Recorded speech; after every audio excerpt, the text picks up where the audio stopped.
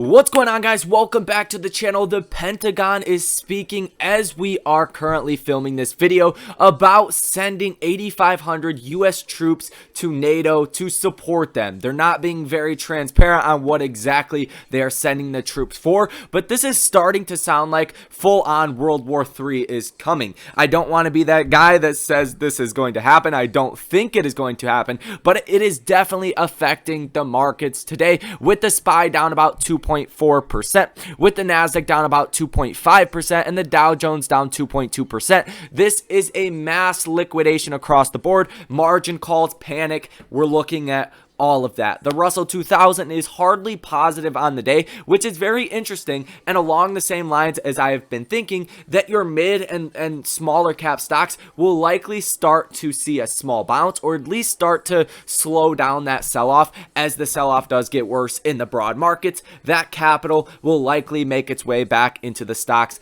that are down 60 or 70% from their highs, which are included in the Russell 2000. So let's dive into all of this key information. I don't want to waste any time. Hit that like button, subscribe to the channel, and comment down below. What do you guys think about this information? How low do you think we are going to go for AMC stock this week? Now, diving into it, let's take a look at AMC, the chart. So it's been straight down. We did hit that low at $14.23 per share. We did bounce all the way up to about $17.23 per share, and now we are sitting at $15.89, currently down 11.57%. We were down 20%, so we have seen a solid bounce, but still not exactly where we need to be. But I do think $15 is really our worst case scenario. I think we can go, like we've seen today, go slightly under 15 and then bounce back above 15 throughout the intraday moves throughout the rest of this week. But I do think by and large, most of the pain is already felt by the apes. I think if you're average like me at about $35, $37 per share, you've probably felt all of the pain by now. And I'm not your cheerleader. Do what you guys want to do. I'm not a financial advisor. Sell out if you guys want to. That's not personally the boat that I am in. I am in this for the long term. I know most of you guys are as well, and you're not really freaking out all too much. But today was crazy. The Nasdaq was down almost 5% at one point, and we have recovered quite a bit, but we do tend to see these really bad sell-offs towards the end of the day, and that's where we are approaching currently as we speak. So that will be very interesting to see how that does end up.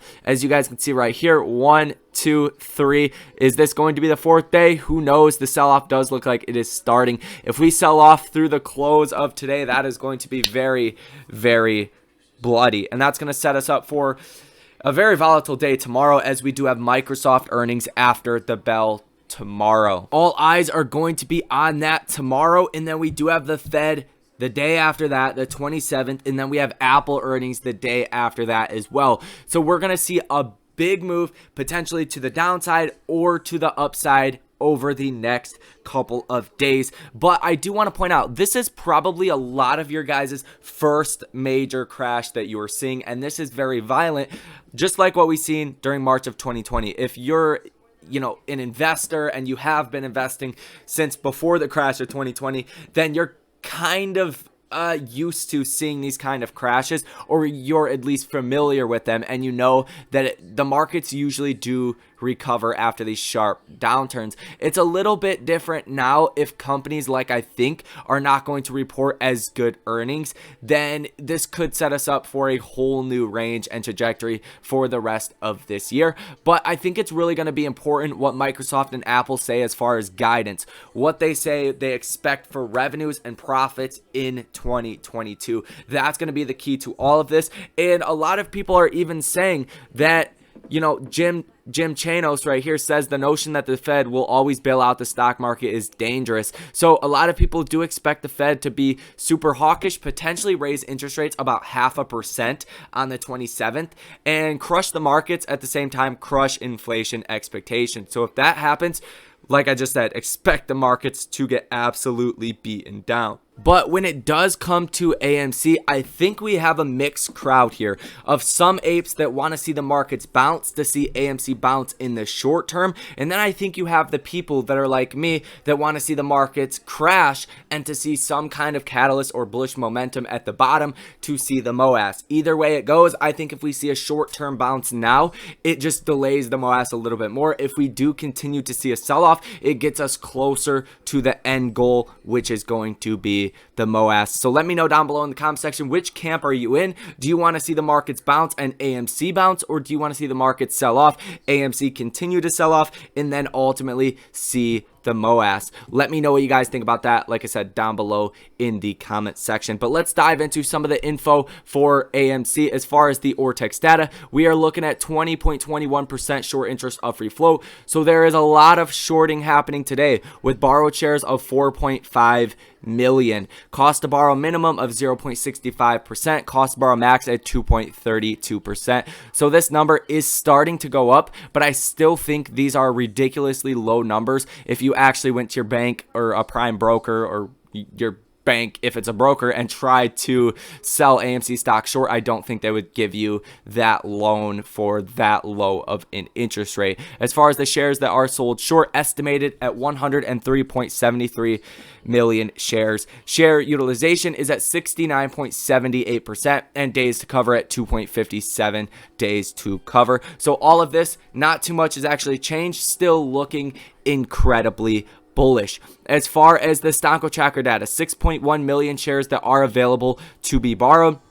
And we are looking at still 1,700 calls that are in the money, 101,000 calls that are out of the money. On the put side, 59,000 puts that are in the money, 22,000 puts that are out of the money. Same thing that we reported in earlier's video, so not too much has actually changed in that aspect. Now, as far as the max pain, let's take a brief look and see if that has actually changed as well.